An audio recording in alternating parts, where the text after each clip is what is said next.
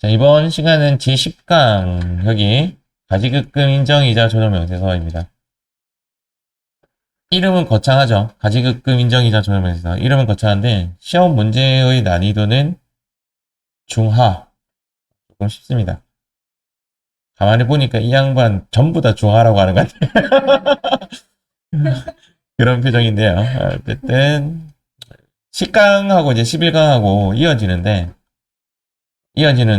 그러니까 10강만 나올 수도 있고, 11강이 나올 수도 있고, 10강과 11강이 이어서 나올 수 있고, 그런데 얘는 이제 조금 어렵습니다. 어렵다 해도 시험에는 잘 안 틀릴 거예요.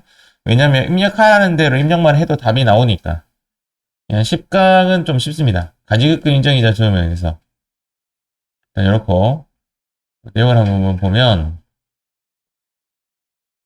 오히려 가지급금이란이라는 부분에 대해서 이론 문제로 나올 수 있겠죠? 11강은 조금 난이도가 있는데 10강은 좀 간단합니다. 우리가 알고 있는 가지급금이라는 것은 업무와 관련 없는, 그죠? 업무와 관련 없는 돈이 나간 거죠. 부당행위 계산 부인 규정에 적용되는 가지급금이라는 것은 관계자가 특수관계자가 되면, 상대방이 특수관계자가 되면 얘는 그러죠. 일단 부당행위 계산 부인 규정 자체가 특수관계인과의 거래이죠. 그렇게 보시면 됩니다. 일단은 우리가 이제 여기에서 빨간색 색칠되어 있는 부분 있죠? 빨간색 색칠되어 있는 부분을 조금 외워주셔야 됩니다.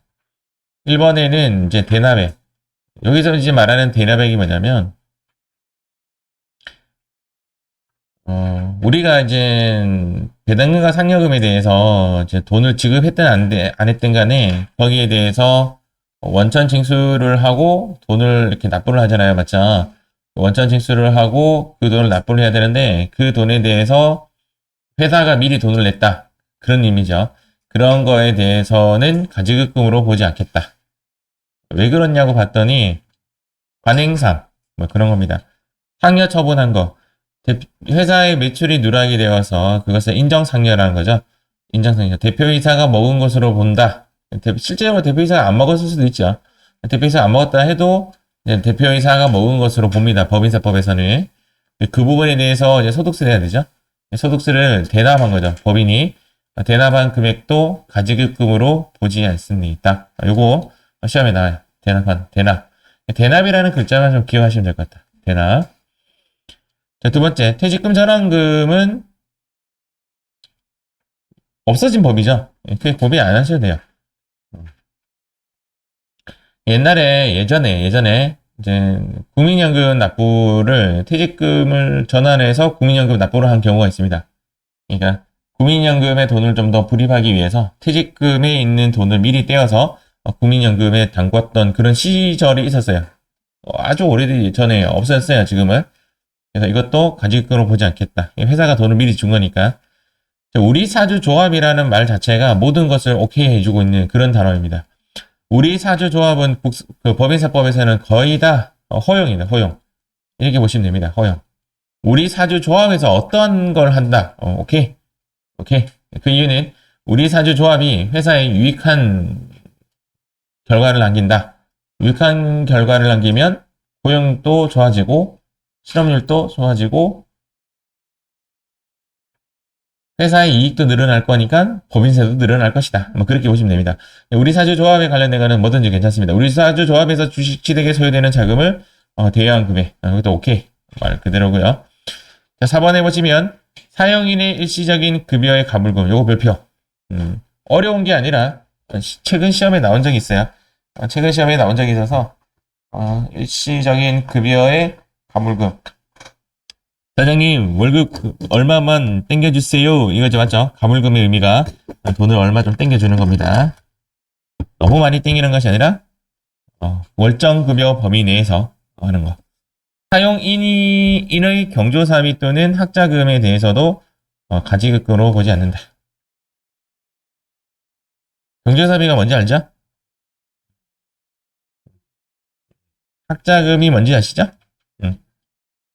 여기에 대해서도 가지급금 보지 않습니다. 사실은 얘도 좀 색칠을 해야 될 것 같은데. 시험에 나온 적이 있는 것 같습니다. 이거 같이 기억을 하시면 되고. 다음 페이지. 빨간색은 이제 시험에 나왔던 애들. 보겠습니다. 필요한 내용.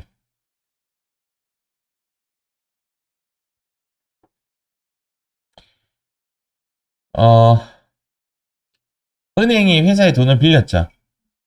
일단 요거 고민하지 말고 회사가 특수인에게 돈을 대여해줬고 요것을 내가 회사가 이 특수관계인에게 받았던 돈을 무엇으로 잡는 거죠? 이자 수익으로 잡는 거죠. 이 이자 수익을 잡으면 되는데 이자 수익을 좀 덜 잡았다 라고 한다면 그 이자를 조정해야 되겠죠. 그것이 입금산입 상여다 이렇게 보시면 됩니다. 자, 지금 이 관계에 대해서 이야기하는 것이 10장입니다. 이 관계에 대해서 이야기하는 것이 11장이에요. 이 관계에 대해서. 그래서 좀 더 진행 한번 해보면 회사는 은행에게 돈을 빌렸으니까 이자 비용으로 처리해야겠죠. 자, 회사는 돈을 빌려줬으니까 이자 수익으로 처리해야겠죠. 그것을 수익으로 처리한다 이 말이고요. 수익으로 처리한다 이 말이고 입금산입 처리한다 이 말이고 얘는 차입금에 대해서 이자 비용으로 처리하는 거. 요거는 이자 비용을 인정하지 않겠다라는 겁니다. 무엇에 대해서? 1000 중에서 네 500 빌려줬잖아. 50% 불인정. 뭐 이런 이야기가 요 11장입니다. 11장은 약간 좀 애매합니다. 애매해. 시험 문제 푸는데 결과론적으로 어렵다는 개념보다는 좀 애매한 느낌이 조금 듭니다. 그래서 이때는 성금불산이 기사 이렇게 요 관계는 11장 요 관계는 10장 11장에 가면 이 그림 또 있어요. 자 여기 지금 현재 우리가 나올 수 있는 답은 입금산이 상여 그 다음 성금불산이 기사 이렇게 보시면 됩니다. 자 필요한 내용 입금에 산입할 금액은 일단은 그 원금에서 맞죠? 곱하기 이자율을 하면 무엇이 나오냐면 이자 수익이 나오겠죠. 이자 수익이 나오는데 그 이자 수익에서 내가 만약에 이자 수익을 잡았다면 회사가 계산했다면 그 계산한 부분 뺀 나머지를 입금에 산입하겠죠. 근데 밑에 적어놓은 참고의 글자는 뭐냐면 우리는 이자 비용이나 이자 수익이라는 용어랑 익숙하잖아요. 근데 법인세법에서는 이자 비용을 뭐라고 하냐면 지급이자 이런 용어를 씁니다. 지급이자 이꼴은 이자 비용이다. 그런 이야기고 이자 수익 이꼴은 수입이자라고 씁니다. 여기 법인세에서는 수입이자 이렇게 하면 이자 수익이구나. 그렇게 생각하시면 될 것 같습니다. 적수 계산할 때 아까 초일산입, 말일불산입 얘를 뭐라고 하죠 우리는? 한편산입이라고 했죠? 한편산입으로 처리를 한다. 컴퓨터가 해주니까 우리는 고민할 필요가 없을 것 같아요. 이건 너무. 아까 제가 여기서 가지가격 인정이자 계산하기 위해서는 어떻게 한다냐면 원금 곱하기 이자율이라고 했는데 이 이자율의 종류가 두 가지가 있어요. 이자율의 종류가 두 가지가 있습니다. 하나가 이제 뒤에 나와요. 가중평균 차입 이자율이고 하나가 당좌 대출 이자율 이렇게 계산을 합니다. 그것이 뒷페이지에 나오는 요 이야기입니다. 가중평균 차입 이자율 그 다음 여기 하나는 당좌 대출 이자율. 우리는 시험에서 문제에서 가중평균 차입 이자율이다라면 얘를 선택하시면 되고 문제에서 당좌 대출 이자율이다라고 하면 얘를 선택하면 돼요. 끝이에요. 근데 이제 내용은 뭐냐면 가중평균 차입 이자율은 회사가 어떻게 했죠? 은행이 회사에게 돈을 빌려주잖아요. 맞죠? 이 돈을 갖고 왔다라고 가정을 하는 거죠. 이렇게 돈을 가져왔다면 은행 이자율을 이용해서 계산하는 것이 가중평균 차입 이자율이고요. 야 이런 건 몰라. 그냥 한 방에 그냥 무조건 4.6% 때려. 라고 하는 것이 당좌 대출 이자율이에요. 그러니까 당좌 대출 이자율은 제가 처음 회계를 할 때 얘가 9%인가 그랬어요. 점점 낮아지더라고요. 점점 얘가 시장 이자율하고 좀 비슷하게 가는 것 같아요. 그냥 낮아지더니 지금 어디까지 내려왔다? 4.6%까지 매년 변경이 됩니다. 이게 외우실 필요가 없는 거죠. 결론적으로는 당좌 대출 이자율과 가정평균 차입 이자율이 있는데 주의할 점은 있습니다. 원칙이 무엇인가가 나옵니다. 시험에.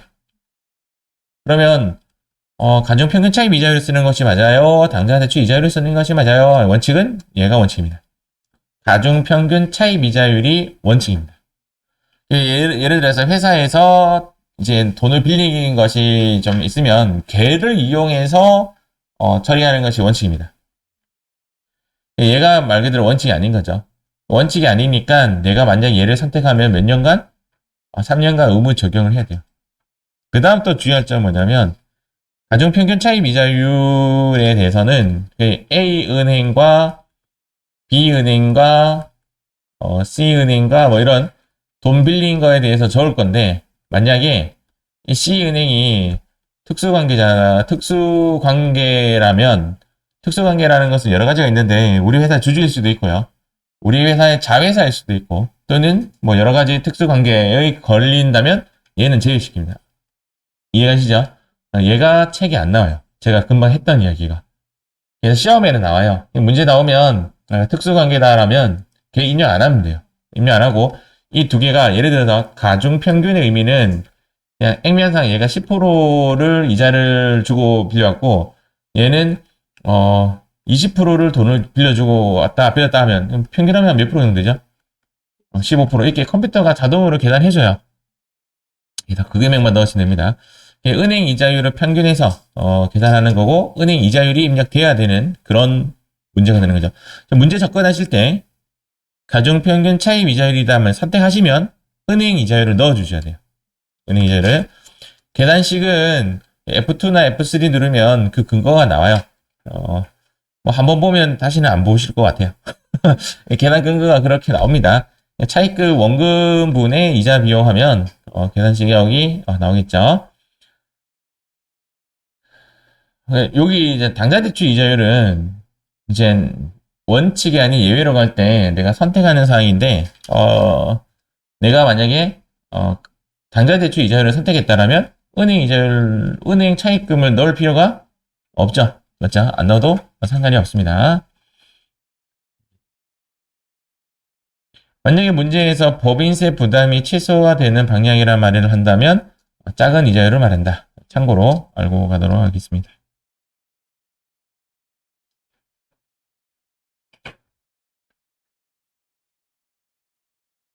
아까 했던 이야기입니다. 차입금 입력할 때 특수관계자로부터의 차입금은 제외시켜라. 별표. 책에 안 나오는 내용이랬죠? 차입금이나 채권자 불분명 사채, 비실명 채권, 증권 관련 차입금은 제외하고 입력한다. 라는 말이 전체 이야기인데 일단 포인트는 요겁니다. 특수관계자로부터의 얘가 포인트입니다. 채권자 불분명이라는 것은 누구한테 돈 빌렸는지 모르겠다는 거고 비실명이라는 것은 이름 모르는 채권이라는 뜻입니다. 그 다음 가중평균 차입 이자율이 자 이거 뭐라고 했죠? 원칙이다. 그리고 적으세요. 원칙. 지금 여러분들 PPT에는 얘가 지금 네모칸 되어 있습니다. 여기에 제외라는 글자 선택해 주시고 원칙 이렇게 적으시면 됩니다. 얘가 최근 문제 때문에 제가 조금 더 첨가시켰던 자료인데 지금 여러분들 PPT 자료에 있죠? 제가 좀 수정해서 제가 넣었는데 요거는 저는 요거 좀 이해 좀 안 가요. 저는 조금 이해 안 가는데 일단 시험에는 이렇게 나왔어요. 업무무관 대여금에 대해서 이자 지급 약정이 없는 경우에 이자 지급하는 약정이 없이 돈을 이제 직원에게 대여해 준 거죠. 맞죠? 대여했는데 회사가 그것을 일부 이자 수익으로 계상을 했다 이 말입니다. 내가 잡아서 이자 수익으로 계상을 했어요. 그러면 이자 수익 부분만은 뺀 나머지가 수익 처리돼야 되잖아요. 근데 그것이 아니라 전액 다 그 수익을 약정이 없기 때문에 약정이 뭐냐면 약속으로 정한 거예요. 약속으로 정한 것이 없기 때문에 회사에서 수익 잡았던 거는 전부 다 수익 인정 안 하는 거죠. 입금 불산이 유보 처리해버리고 그 다음 법인세 따라 계산한 금액을 전부 다 입금산이 상여 처리한다. 이렇게 최근에 답이 나왔어요. 이 내용은 저도 좀 이해는 좀 안 가요. 왜냐면 이자 수익 잡았던 부분 빼고 하면 되는데 그 전부 다 얘를 수익 입금 불산입 처리하고 입금 불산입 유보 처리하고 다시 법인세로 계산한 금액을 전액 다 수익 처리한다. 그렇게 되어 있습니다. 이 부분만 잠깐 보면요. 이 부분이죠. 이 부분. 이 부분이죠. 지금 가지급금 인정이자에서 수입이자를 뺀 나머지가 입금 산입인데, 만약에 요 수입이자가 약정에 정해진 게 아니라면 요 불인정한다 이 말입니다. 맞죠? 그래서 가지급금 인정이자 전액 다 입금으로 잡아라. 결론은 똑같은 결론이에요. 전부 다 수익으로 잡고 전부 다 인정이자 부분에 대해서 그냥 입금 불산입이니까 마이너스 처리하고 전액 다 플러스 처리하나, 차이만 플러스 처리하나, 똑같은 이야기죠. 결론은 똑같은데 그 세부 조정이 다르죠. 이 부분에 대해서는 아까 뭐 처리한다? 상여 처분하는 거죠. 얘가 아니고 상여 아니고 여기 부분에 유보 처리하죠. 유보 처리하고 얘는 전부 다 상여 처리한다. 최근에 이런 문제가 나왔어요. 그래서 제가 이 문제에 대해서 색깔을 좀 칠해놨습니다. 그리고 나중에 이 부분에 대해서 제가 조금 말씀해 드릴게요. 이 똑같은 이야기예요. 똑같은 이야기. 일단은 702페이지 한번 가보겠습니다. 702페이지.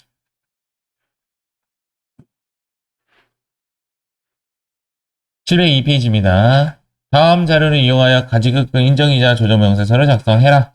오케이.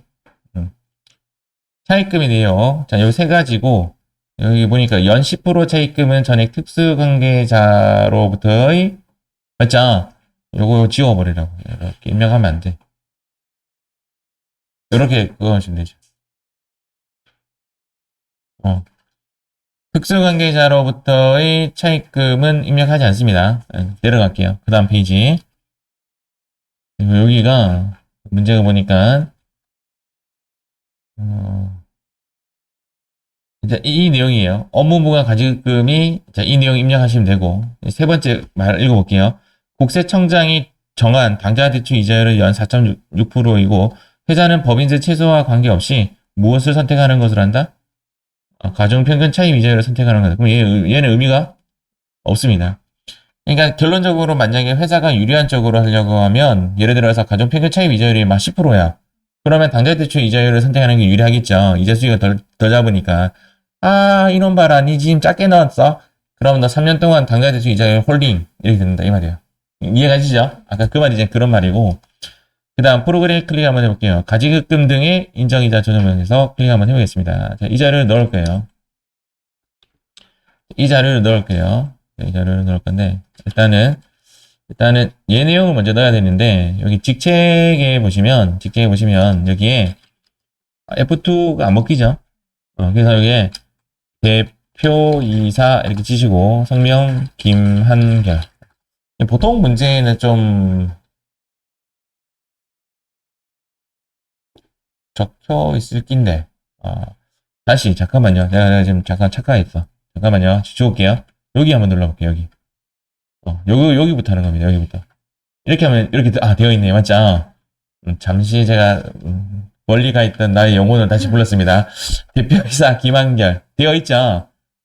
요거는 적용 1번과 4번에 있는 내용을 불러오겠다라는 뜻이에요. 혹시 이 내용이 없으면 1사라고 넣어줘야 되는데, 보통 문제에 적혀 있습니다. 가끔씩 안 적혀 있는 문제 나오면, 대표 김한결이 이게 쳐야 돼요. 내가 워드 치고 가야 된다고. 워드 쳐야 되고, 지급 횟수를 1사 이렇게 선택해주고, 하단에 불러오기로 진입합니다. 그럼 자동으로 돼요. 뿅, 당당당당, 뿅. 되죠? 문제가 생각외로 컴퓨터가 해주는 부분이 많습니다. 그래서 지금 현재 보니까, 이거는 2019년 8월인데 왜 이렇게 적어요? 전기 2월 된 거는 단기분만 입력하기 때문에 단기에 관련된 1월 1일부터 해서 정기율로 처리하시면 됩니다. 맞죠? 그래야 적수 일자가 나오게 되는 거거든요. 작년 뭐 했다는 것은 대부분 1월 1일로 등록이 됩니다. 자, 그 다음에 우리 여기 보니까 클릭 한번 해보세요. 클릭해보면 일단 3번과 4번을 안 써요. 3번과 4번을 쓰지 않고 1번과 2번만 선택을 합니다. 1번과 2번을 선택하는데 이상하게 여기 있는 문제는 전부 다 여기에 답하고 맞춰서 클릭되어 있어요. 얘는 지금 가중평균 차입 이자율 클릭이 되어 있는 상황이죠. 어느 문제 가서 또 당장 대출 이자율 문제 나오면 거의 당장 대출 이자율 우리 클릭되어 있어요. 근데 우리 시험 칠 때는 주의하셔야 되겠죠? 가정평균 차익 이자율을 계산해야 되고, 그 다음 이제 가수금이 있다라고 하면 가수금 가서 똑같은 작업으로 회계 데이터 블록이 하시면 됩니다. 근데 현재 문제에서 제시된 값이 다 입력이 되었으니까 안 하도록 할게요. 그 다음 차익금 입력 클릭. 차익금 입력을 이제 얘를 클릭을 할 건데요. 얘를 지워야 된다 그랬죠. 맞지요? 여기 요거나 요거나 둘 중에 하나예요. 둘 중에 하나예요. 이거 한번 클릭 한번 해볼게요. 뽕. 안 나오네. 그럼 옆에 거 클릭하면 되지 뭐. 자동으로 다 떠요. 맞죠? 근데 현재 문제에서는 장기 차익금이라 되어 있네. 다 선택되어 있는데 이렇게 해제해도 되고 다 해도 상관없을 거예요. 어쨌든 문제랑 동일하게 띄우면 돼요. 만약에 안 뜨면 내가 강제로 입력해야 돼요. 확인. 박성화 얘는 지워야 되죠. 5천만 원짜리. 맞아요. 상단에 삭제시키시고 상단에 삭제시키고 한결은행이 두 건이 전부 다 날짜가 따로따로니까 따로따로 놔줘야 되겠네. 자, 한번 가볼게요. 3천만 원에 대해서는 8% 이렇게 똑같이 한번 넣어주세요. 4천만 원에 대해서는 7% 이렇게 하시면 되죠.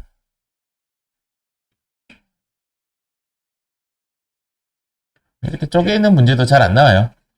보통 불러와진 게 책에 있는 그대로 불러와집니다. 예, 어렵지 않아요.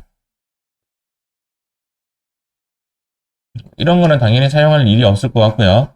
요 두 개만, 요 두 개가 아니죠. 얘만 고민하시면 됩니다.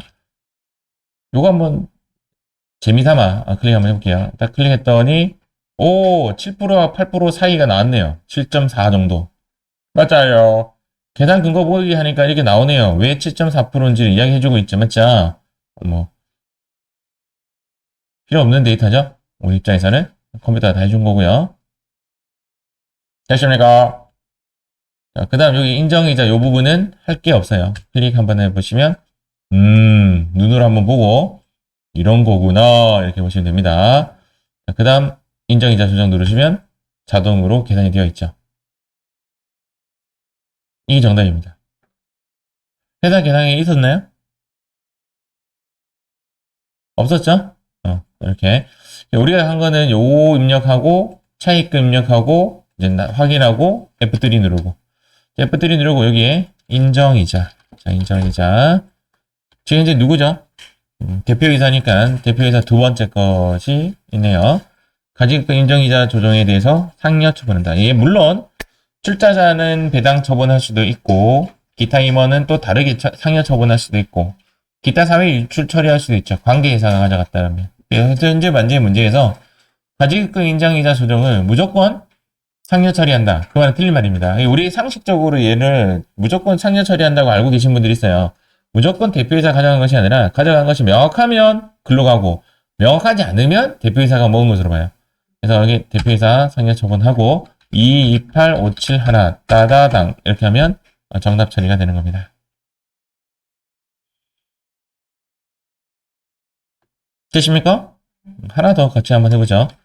자, 이번에는 714페이지 한번 해보도록 하겠습니다. 뿅. 자, 갑니다. 지금 714페이지입니다. 기장된 내용과 다음 추가 자료를 이용하여 가지급 인정이자 조정 명세서를 작성하시오. 무엇을 적용하기로 했다? 확인 한번 해보겠습니다. 가지급 인정이자 조정 명세서 들어가셔가지고, 자, 여기 상단에 보니까 가정평균 차입 이자율로 계산되어 있네요. 맞죠? 굳이 안 건드려도 될 것 같습니다. 자, 그 다음. 대한저축은행 이렇고, 행복은행 이런데, 뭐, 문제되는 거 없다, 맞죠? 이것도 뭐, 상관없을 것 같고요. 오케이. 지금 현재 보니까 가지급금도 있고, 가수금도 있네요. 이거 확인 한번 해보겠습니다. 자, 여기에 회계 데이터 블록에 클릭할게요. 클릭하니까, 여기 다 전순수 맞아요? 한다운인데? 내가 잘못 들었나? 9006. 제가 잘못 들었습니다. 제가 다시 한번 들어갈게요. 가지급 인정이자 조정 명세서 클릭하고, 가정평균 차입 이자율, 회계 데이터 블록이 누르니까 없죠.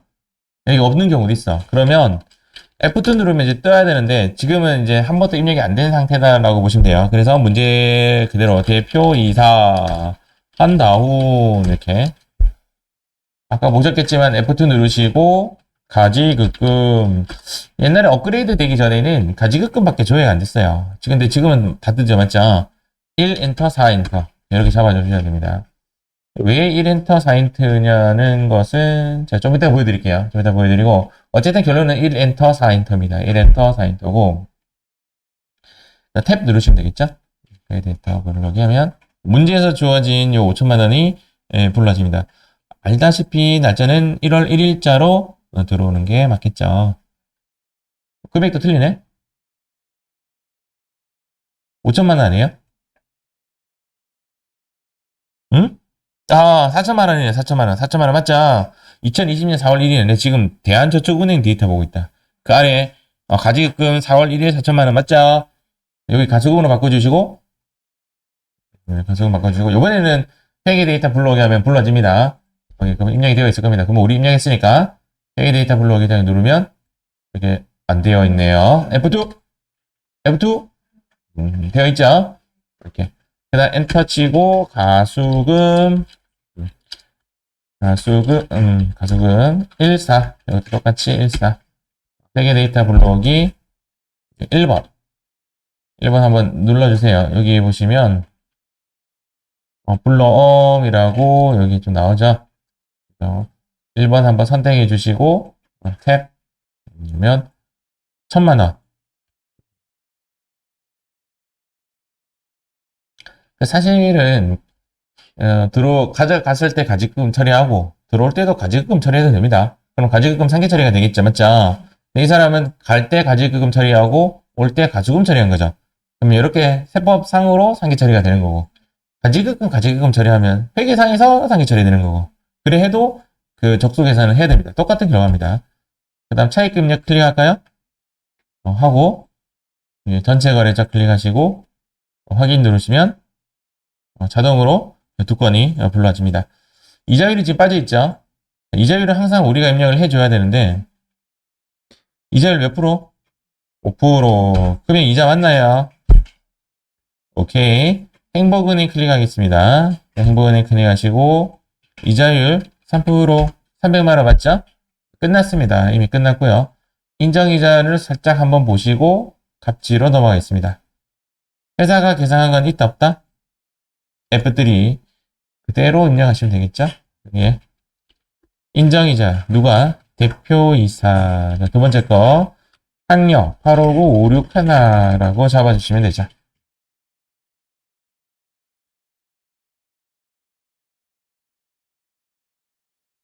됐습니까? 예. 자, 이번에는 우리 아간을 보여주려고 하는 게 뭐냐면 지금 제가 이제 여기 보시면 이걸로 볼까요? 제가 계정가범위 조교 등록을 한번 보여드리겠습니다. 여기 보시면 컨트롤 F 가지급금 이렇게 알 필요는 없는데 이렇게 고정 조교라고 있죠. 화면이 조금 그래 됐네. 이렇게 이거 보이시죠? 이렇게 고정 조교가 사용을 해요. 우리가 알고 있는 조교의 가장 대표적인 것은 조교 8이죠. 조교 8 타계정 대체 뭐 그런 거죠. 타계정 대체를 걸면 자동으로 장부가 반응하는 것처럼 얘가 1과 4를 했을 때 자동으로 반응하도록 만들어지는 거죠. 프로그램 사용 방법이죠. 그렇게 보시면 됩니다. 자, 이번에는 여러분들이 한번 해볼게요. 720페이지입니다. 뿅.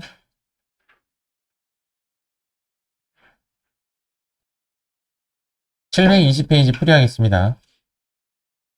일단은 내용상은 조금 보면 이 부분 있죠. 이 부분은 사실은 이제 가지급금 해도 처리해도 되고 가수금 처리해도 상관이 없습니다. 이 약정 없음은 사실은 만약에 회사에서 결산서상 인정이자에 대해서 회계 처리를 했다라고 하면 전부 전액 다 무시하겠다 이제 그런 뜻이 내포되어 있는 거죠. 아까 수업에 의하면 맞죠? 근데 약정 없으면 결산서상 인정이자에 대해서 회계 처리하지 않았기 때문에 아무 효력이 없는 그런 글이 되겠습니다. 현재 회사는 무엇을 적용하죠? 당좌대출 이자율이면 얘를 입력할 필요가 없습니다. 이해가시죠? 입력했다라고 해서 틀렸다라고 안 합니다. 얘는 그냥 입력할 필요가 없을 뿐이지 해도 상관이 없는 거죠. 그런데 이제 지금 현재 이제 요 부분에 대해서 입력할 필요가 없다라고 제가 했는데 요 부분에 대해서 여기 어디지? 이 데이터가 나중에 업무무가 차입금 이자에 대해서 불로아지기가 돼요. 나중에 그러니까 여기에 저장된 자료가 여기로 불러와져요. 그래서 사실은 당좌대출 이자율로 선택했다 하더라도 입력하는 게 맞아요. 사실은 입력하는 게 맞아요.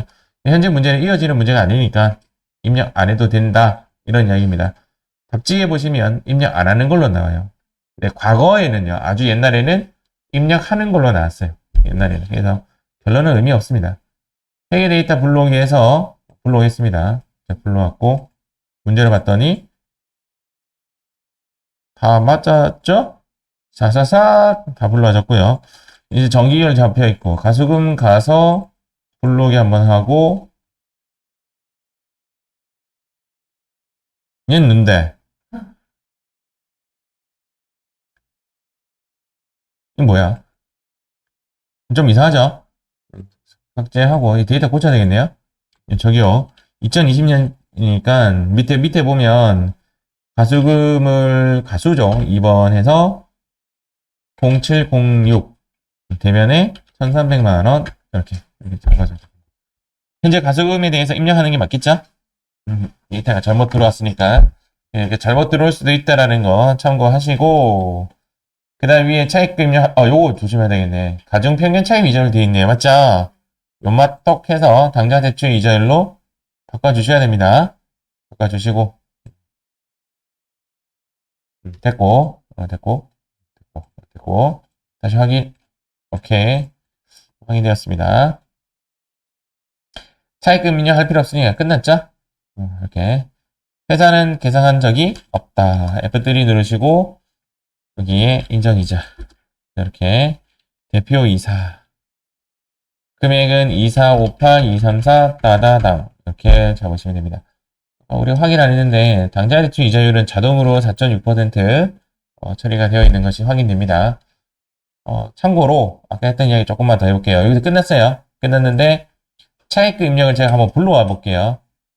차입금 입력 불러와 보면 조은행 여기 8% 하나 잡아줘야 되고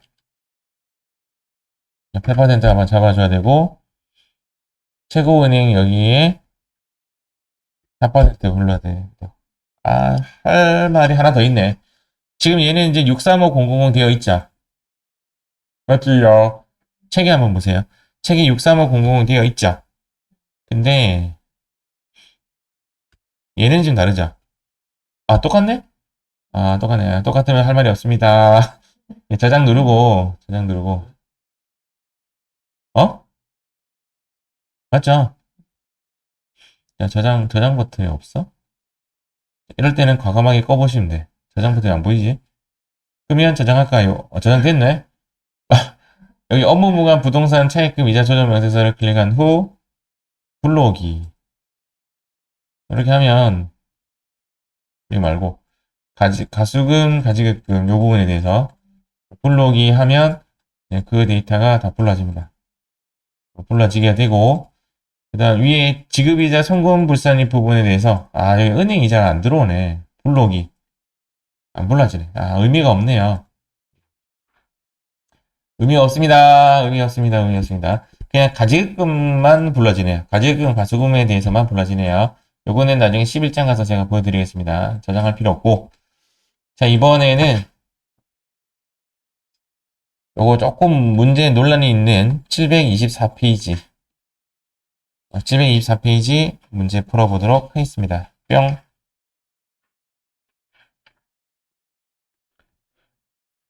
페이지 724페이지입니다. 가지급금에 관련된 문제인데, 일단은 가지금 현황이 이렇고, 이 자료는 자동으로 불러지죠. 불러지고, 차입금 이자 부분에 대해서는 일수산업이 특수한 게 있죠? 일수가 이제 다 삭제시켰죠.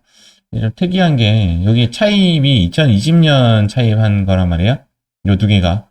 요 두 개가 2020년에, 차입한 내용입니다.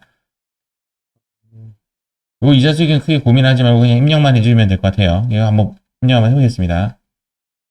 그래서, 가지급 인정 이자 조정 명세서를 클릭하고, 땡기겠습니다. 회계 데이터 불러오기 누르고, 여기 되어 있다 맞죠? 불러오고. 그러면 1번 내용이 다 완성이 되었어요. 짝짝짝짝짝. 맞죠? 틀린 내용 없죠?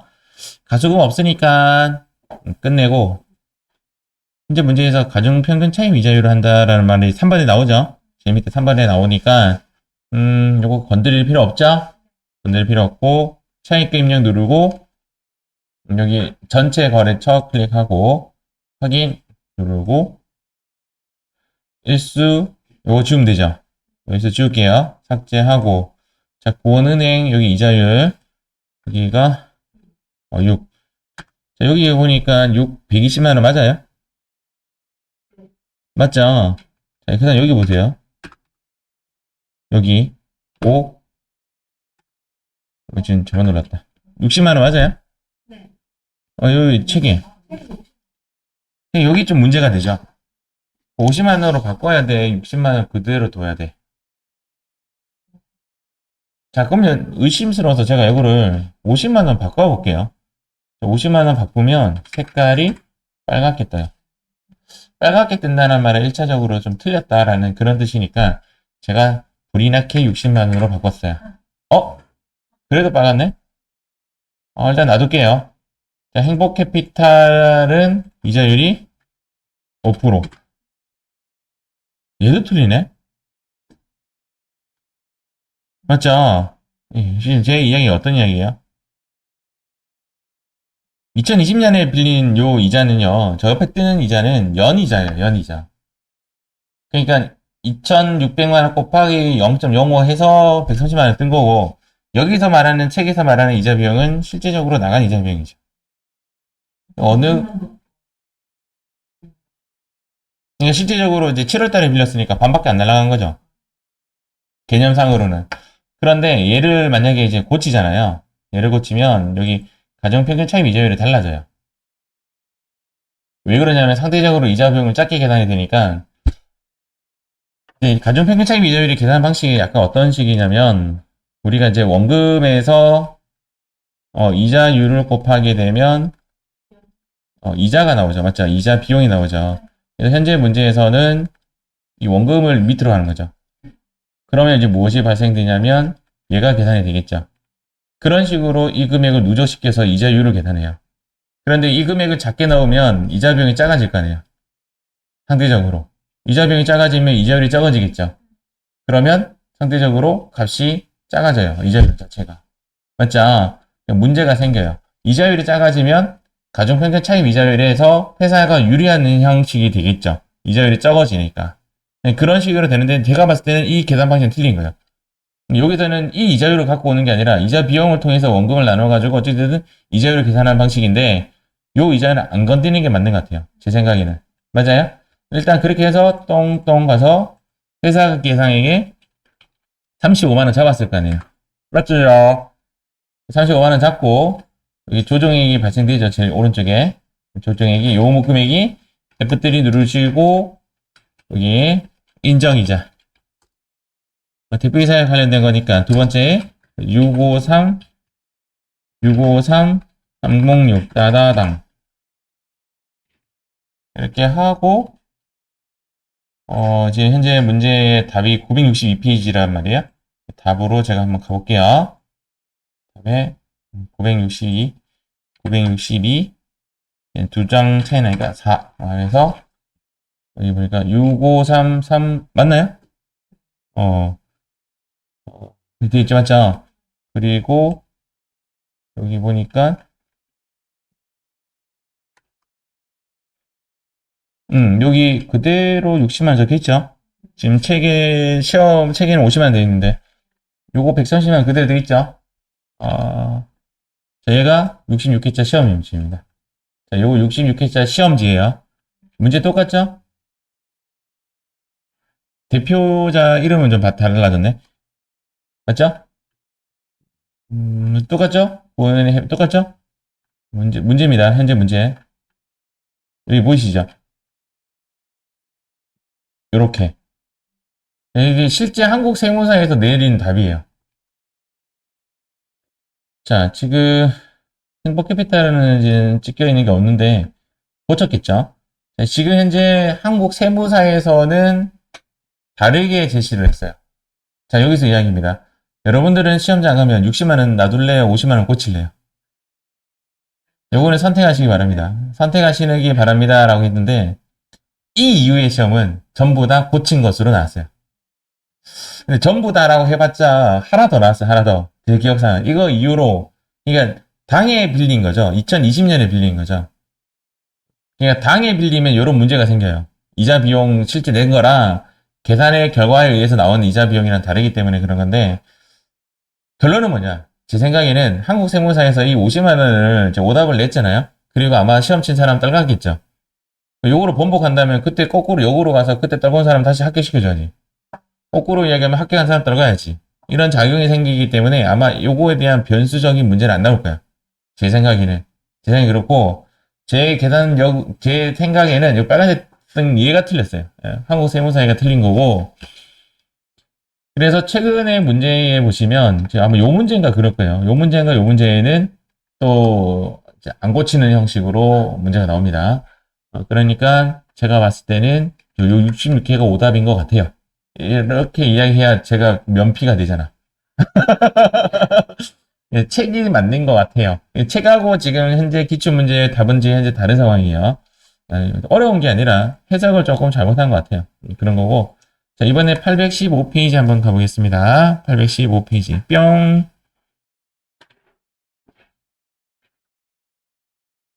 자, 풀겠습니다.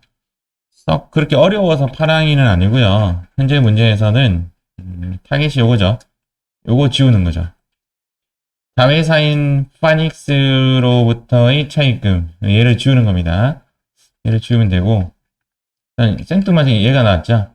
나왔고, 현재 당기화 대출 이자율은 4.6%고, 근데 현재 문제에서는, 당회사는 금전 대차 거래에 대해서 시가 적용 방법을 추구한 바가 없다라고 하면 얘는 원칙으로 가는 거예요. 아시겠죠? 그래서 얘는 가중평균 차입 이자율로 가는 것이 원칙이기 때문에 그쪽으로 갑니다. 위에 것을 입력을 해야 된다는 거죠. 그래서 문제를 한번 진입 한번 해보도록 하겠습니다. 가지급금 인정이자 조정명세서 클릭하고 회계 데이터 불러오기. 일단 요거 직체. F2 누르면 없으니까 대표이사 김 회장 계정 과목 가지 급금 14땅 맞죠? 그리고 등기이사 김이사 134 14 이게 안 되네. 이게 안 되네. 응? 응.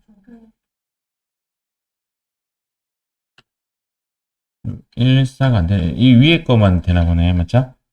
지우고 불러오게 할게요. 그냥 라인에 불러오기. 밑에 거는 강제로 입력해야 되겠다. 맞죠? 이렇게 불러지게 되는가?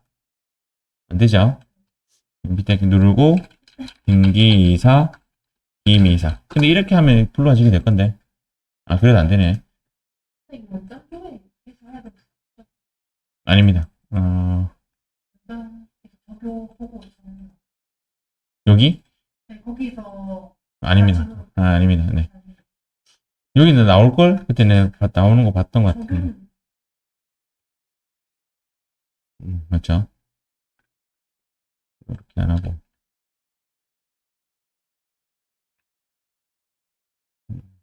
강제로 입력하죠? 문제가 없으니까. 그래서 2020년에 대여, 기간은 0627, 차변에 16250 플러스, 이렇게 뭐 불러가게 되니까 그렇게 입력하시면 됩니다. 음, 차입금 입력에는 전체 거래처 확인 누르시고 파닉스 지우고 삭제 두 가지만 넣으면 되죠. 농협은행과 신한은행 이자율로 가서 2,500만 원에 대한 이자율은 20%, 500만 원. 신한은행에 그 가만히 보면 거의 다 정기율로 되어 있다 맞죠? 정기율로 되어 있고 얘가 16% 이렇게 잡아주시고 자동으로 들어와 있고요. 인정이자 조정 이렇게 하시면 됩니다.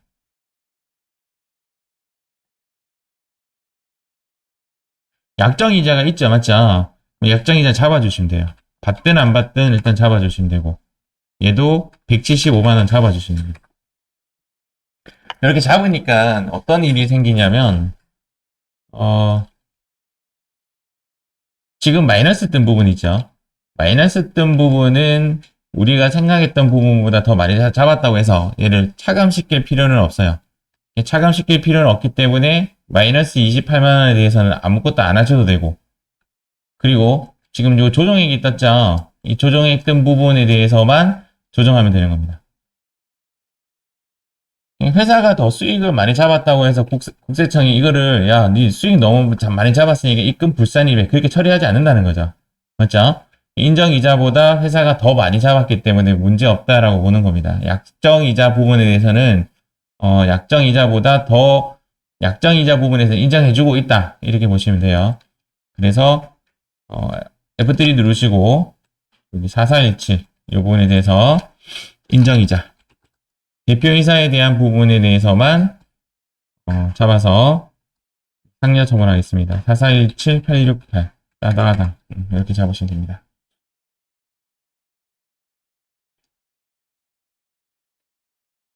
현재 문제의 포인트는 이거죠. 마이너스에 대해서는 조정을 하지 않는다. 이게 첫 번째 포인트. 마이너스. 그리고 두 번째는 지금 회사 계상액 부분에 대해서 약정을 했다라면 그것을 인정해주고 있다. 아까 전에 이 문구 때문에 그렇죠. 제가 이런 문구를 했죠. 자, 약정이 없는 경우가 아니라 약정이 있는 경우죠. 있는 경우는 그냥 처리하면 된다. 뭐 그런 내용입니다. 기타 큰 문제 없죠? 큰 문제 없습니다. 아까 블록이 안 되어서 약간 당황했네요. 자, 이렇게 하고, 자, 이번에는 마지막. 이 문제가 약정이 없는 경우의 문제입니다. 약정이 없는 경우의 문제. 자, 지금부터 한번 풀어보도록 하겠습니다. 876페이지. 뿅. 자, 해당 문제 한번 풀어보도록 하겠습니다. 다음 자를 이용하여 가지급금 인정이자 조정명세서 작성하시오. 지금 현재 문제에서 얘가 일단 문제죠. 제가 일단 드리고 싶은 말씀이 얘가 일단 드리고 싶은 말씀이고요. 첫 번째는 얘가 드리고 싶은 말씀 하나고 이거는 프로그램 한번 돌리고 나서 내가 설명해 드릴게요. 여기죠. 이자 지급에 대한 약정이 없다. 이 부분 때문에 요즘 문제가 된 겁니다. 약정이 없으면 이 이자 수익을 전액 다 불인정하겠다 이런 말입니다. 일단은 그래서 일단은 내가 오답 먼저 적어볼게요. 오답으로 이렇게 거의 다 적지 않았을까라는 생각이 들고 일단은 이 문제를 여기 직책에 회계 데이터 불러오기 누르고 없으니까 대표이사 백두산. 근데 문제에서 백두산이라 해줬잖아요. 안 해주면 어떡해요? 회사 등록 가시면 됩니다. 옛날에는 회사 등록 찾아가라 그런 게 있었어요. 회사 등록 찾아가서 찾으시면 되고 그 다음 가지급금 일사 그 다음 탭 이렇게 불러왔습니다. 불러왔더니 안 불러져요? 그럼 입력하면 되지 뭐. 2월 5일 0205 1억. 그 다음 2번 0501 1억. 이렇게 넣으시면 되죠. 맞죠? 이렇게 넣으면 됩니다. 그래요. 이렇게 하시면 됩니다. 그 다음 차입금 입력에 가서 여기서 이제 현재 문제가 돼요. 불러기를 했더니 하나은행, 수성은행, 목송은 어디 있어? 하나 없죠? 지우고 계속 이상하게 나오네. 여기 이야기예요. 요 2억에 대한 이야기 좀 해볼게요. 요 2억에 대한 이야기를 조금 한번 해볼게요. 왜냐면 얘가 2020년에 빌린 돈이잖아요. 그래서 계산기로 제가 한번 접근 한번 해보겠습니다. 계산기 어디였지? 계산기. 지금 이렇게 계산이 됩니다. 원금액 곱하기 이자율 이렇게 계산이 되면 얘가 뭐냐면 이자 비용이 나오죠. 맞지요? 그래서 원금을 여기로 내려면 다시 아이고 다 날라갔다. 이자율을 여기 내리면 이자율을 이렇게 내리면 원금이 나오죠. 원금은 이제 요 이자율과 이 이자율이 여기에요. 지급이자를 여기에 넣어 볼게요. 알겠죠? 그러면 이렇게 되죠.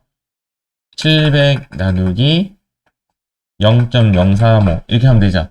원금이 나와요. 원금 얼마죠? 2억 이렇게 나왔죠. 그리고 현재 문제에도 2억이라고 제시를 했죠. 그런데 이야기예요. 사실은 이 700만 원이라는 것은 1월부터 12월까지예요. 아까 66회차 문제로 간다면 여기 지급이자에 700이라고 적히면 안 돼요. 이 700의 의미는 1년 이자예요. 그러니까 아까 문제로 빗대면 얘가 얼마로 적혀야 되냐면 실제적으로 이제 1월 계산이지만 월화 계산으로 한다면 나누기 12 곱하기 10 해서 약 580만 원 정도를 여기 적어줘야 돼요. 여기에 580만 원 정도를 적어줘야 되는데 문제에서 이젠 700만 원 적어 놓은 거죠. 실제적으로 지급한 700만 원이 아니에요. 이대로라면 원금을 찾아낼 수가 없습니다. 그런데 문제에서는 2억 해놓고 여기 몇 퍼센트 집어넣는다? 3.5라고 칠게요. 3.5 하면 700이 나오죠. 그러니까 이 문제는 66회차랑 반대되는 이야기예요. 여기 문제가 66회차의 답과 다르게 지금 제시를 한 거고요. 이걸로 우리가 나중에 이의제기를 할 수 있는 부분이고 여기에 대해서는 4.5% 여기는 2월이니까 금액이 그대로 되죠. 자, 이렇게 해서 여기 가서 여기에 300이라고 많이 입력을 해서 틀렸겠죠. 이 이야기예요. 이게 아니라는 거죠. 지금 이야기가. 이거를 회사 계상액을 불인정한다는 말이 어떤 이야기냐면 이런 이야기가 되죠. 어디였지? 메모자.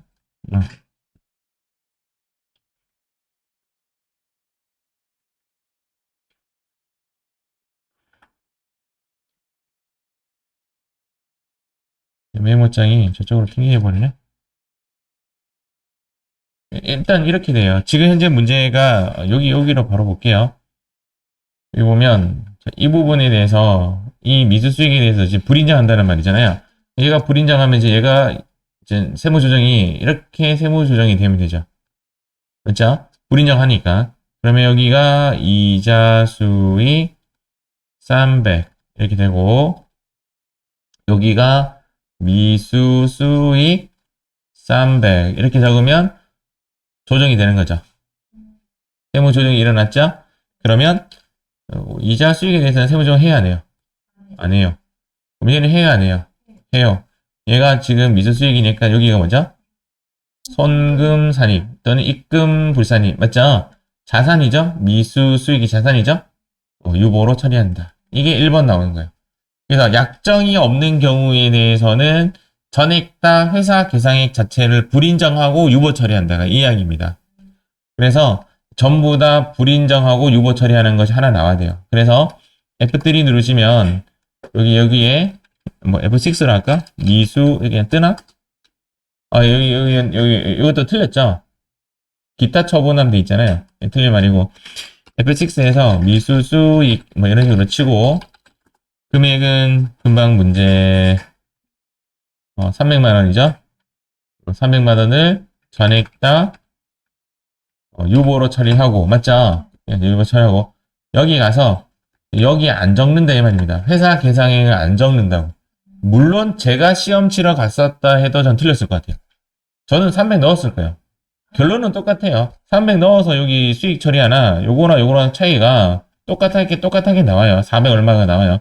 근데 전부 다 인정이자를 전부 다 상여 처분한다라고 지금 이야기하고 있는 겁니다. 이게 현재 제시된 답이에요. 과거에 이런 유형의 문제가 나온 적이 없어요. 그래서 앞으로는 나올 수 있겠죠. 약정이 있는지 없는지를 따져주셔야 된다 이 말입니다. 약정이 있는 경우는 전액 다 인정 이렇게 처리가 되는 거죠. 약정이 없는 경우에는 이렇게 처리를 해야 된다. 그럼 여기다 한마디를 제가 더 적어볼까요? 여기 하나 더 해볼게요. 여기 하나 더 적어볼게요. 약정이 있는 경우에는 어, 어, 전액 인정입니다. 인정. 이렇게 보시면 되겠죠. 약정이 있는 지금 제가 가족평가 안 했어요? 그래요. 내가 마지막에 보려고 놔뒀는데 핑계입니다. 보고 있었어. 가족평가 아닌가 보네요. 이쪽은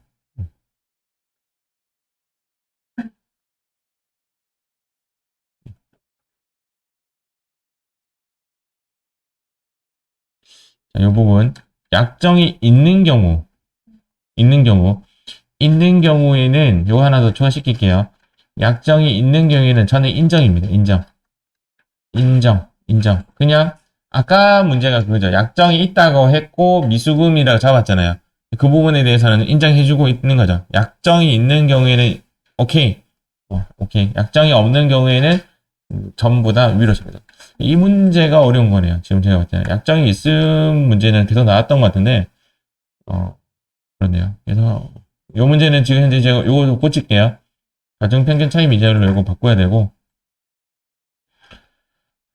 요거 바꾸는 문제가 있네요. 거의 없는 줄 알았는데 요거 숫자가 요걸로 6890706 이렇게 적으시면 되겠네요. 했죠? 이렇게 지금 답지를 살짝 보고 갈게요.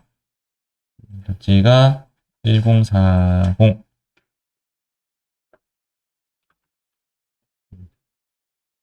답지를 보니까 결론은 이겁니다. 마지막에 이런 문구가 그 한국세무사에 나와요. 업무무관 대여금에 대한 이자 지급 약정이 없는 경우에는 회사가 계상한 이주수익은 전액 다 입금 불산입 유보시키고 법인세법에 따라 계산된 인정이자 상당액을 전부 다 입금 산입 상여시킨다. 이게 정답입니다. 그래서 유보시키고 상여시킨 요 문제 이렇게 처리하고 여기에 지금 현재 없는 것이 확인되죠? 없는 것이 확인이 됩니다. 자, 마무리 한번 할게요.